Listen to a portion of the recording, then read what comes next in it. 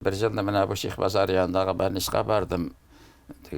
Биллектергәни бер уң якка кекерәеп кирсәм, тегеннән залдан сол якка кекерәеп Зөфәр килә.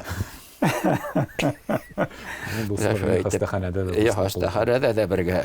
Менә шул әле әйтмәкче шул хастаханада бүләк иткән дисбең сары гәрәбәдән кебек шул дисбең белән бүген дә шул дисбене кулланам.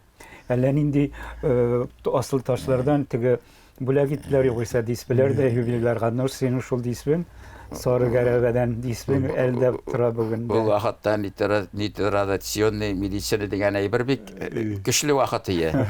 Зөфәр әйтә, менә ди фәрән кешегә бардым, төгән кешегә бардым дие теге кайсы Кытай медицинасы, кайсы финшуй димә нәрсә, менә бик күп аңлатты инде.